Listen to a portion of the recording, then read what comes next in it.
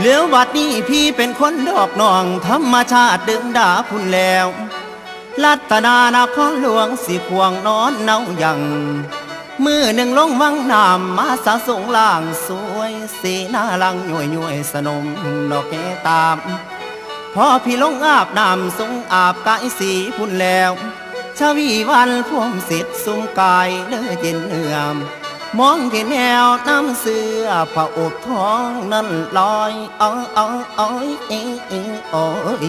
ลองนางเอ้ยนางมือพี่ยองยืดถือขึ้นมันดีบายเท่านั้นทั้งไฟอายก็เปิดอ่านเห็นสารมีทั้งเกษาผมกินหอมหรืออายเอาซื้อว่าผมหอมเจ้านางเป็นดอกคนแต่งโอ้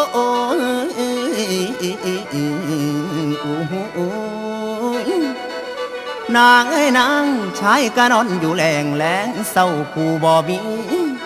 ถือพระอบอันนี้มาทรงน้อผมหอมพี่แล้วแม่นว่าจอมใจงามดอกซื้อใดดอกน้ำนองเห็นบอดน้อหุ่นห้องผมหอมนางเน่านังสุกมาโนว่าตั้งหวังไว้พี่บอดีแม่นางหูบอดีคุณเสือน้อผมหอมพี่แล้วเดินความมอมมาหาไม่เสียงตายน้อลายล่นอดพอสีตนอายเหลือความตายบ่ได้จมอ้อยโอ้ยนางเอ้ยนางมุมปากเสือเหลือปากสางมาเห็นแล้วแม่นบ่น้องอ้อยลังนองโอ้ยน้องหลาหูคนซื้อผมหอมบ่น้อน้องหลาอยู่แถวนี้บอกอายแน่มีบ่น้อโอ๊ะน้องนี่ขอโทษอายหลายๆน้องนี่ละผมหอมอยู่ในหอห้องค่ำผู้เดียวกับแสนยานพี่หากถือมาพร้อมผ้าอบท้องน้องทรงเชิญพี่เขาห่วมบ้านกินน้ำแวะเศร้าผมหอมตอนรับเจ้าบ่มีเปลี่ยนว่าจาวาสนาผ้ามาเสียงดวงมาพอเชิญเขามาห้องน้องคุยกันก่อนพี่เชิญแวะบ้านกินน้ำแวะห้องอายเอ้ย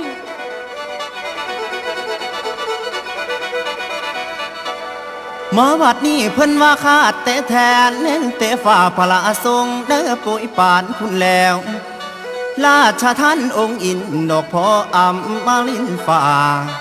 บุเพตาเด้อสันสางทางโหดปองนางพ่อหมอมสื่อนองไว้เนาห้องดอกอยู่เดียวพี่กะบ่เว้าเลี้ยวตัวลายเด้อไปกบพุ่นแล้วนางเย็นอกเย็นใจเปิดประตูเด้อไขมานตามหลักฐานโน้ตที่ไว้พระอบท้องน้องนั้นทรงโอ้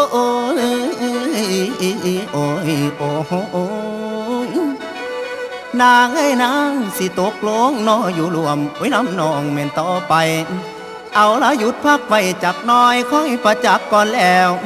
ใจถึงใจจริงคักเป็นเสียงดวงดอกคงสอน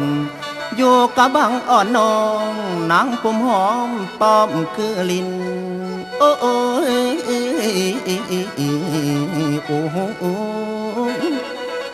นางไอ้นางผมมาลินดอกไม่แนวใดเป็นคู่กัน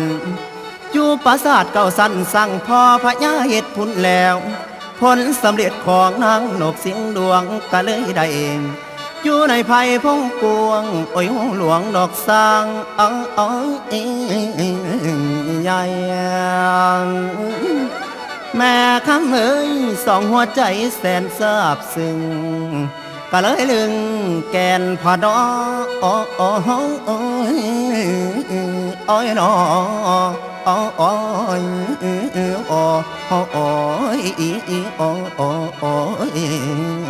ลันนอง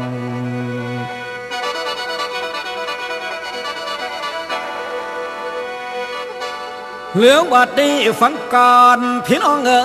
ยเมื่อบัดนี้จับก้าวคุณสลนสร้างเดินทางเที่ยวเถื่อนพาขบวนหัวเขื่อนโอ้ยกินหญ้าดอกอยู่ไผ่ยอได้ดองป่าไม่สิคงอวยขึ้นสถานพูนแล้วพ อปรับบ้านนอแถมทั้งบาง3 เดือนคอยเฮ็ดถึงผมหอมน้อยพ่อนี่อ่อนลูกของพร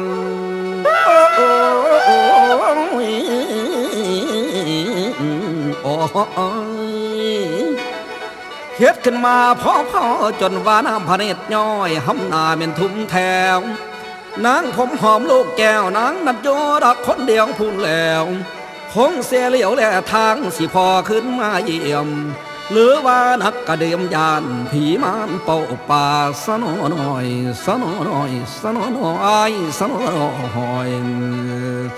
ว่ามีไผพันกาเดินคอดอกลวงห้องมือนี้แม่มาโป้งตรงยงอยู่ถึงผาเหลียวไปห้องอำค้างสิแม่ผมหอมหน่อยสิยืนคอยน้อยยืนทานพญาศาสตร์นับสร้างใหญ่พานีไปโนแต่ละเที่ยวนางยืนเกี่ยวสองแต่ทางพาข้าบวชมูสร้างหน่อยแง่ดอกขึ้นกับพี่แล้วพอมาถึงห้องมับสิแม่ผมน้อหอมหน่อยผมหอมนางอ่องอ่องอ่องอ่อนโอ้โหโอ้โอ้โอ้โอ้โอ้ยมาบัดนี้ผมหอมเอ้ยบอยมาคอยจ้องมองทางเหมือนคือกอมนางเอ้ยนางคำเอ้ยคำนางผมหอมหน่อยแก้มเจ้าสิไปแท้โอ้โอ้โอ้โอ้โอ้โอ้เป็นอยู่ใสเด้อคำแพงอ่องออกวงอ้อยอ้อยน้องอ้อยโอ้โอ้โอ้โอ้โอ้โอ้โอ้ลาน้องผมหอมลูกสร้างพอเอ้ยเป็นข้างมาให้พอดมแน้นลูกหลาเป็นผมมาให้พอเก่ามือนี่ไปใส่เจ้าบ่มาคอยเม็นถ่าพอหักมาหอดแล้วพ่ายสารแก้วมูขบวนไปใส่น้อลูกผมหอมพอมาแล้วลูกเอ้ยผมหอมพอมาแล้วเอ๊ะมาคือบ่คือเก่าลูกไปใส่น้อนี่คือบ่เห็นน้อผมหอมอันนี้ล่ะพ่อแม่เอ๋ยส่วนวนุษย์ถนาดน้อยพนังนาดผมหอมหัวบิดามาเสียงผัวบังซอนพากันนอนสมกัวมัวกามเอ้ยเกี่ยวกายลืมเวลาพ่อใหญ่จนสิขายคำมาบ่ได้มานั่งทาคือแต่เก่าปางหลังผมกายหยองลุงลังดอกดวนมาไว้ฝ่าย่อประหัตถาวายมือบ่ายเอ้ยดอกงวงพอผมหอมเขานั่งจอจ้าวาวต่อพ่อนางโอ้ยจ้าวาวต่อพ่อ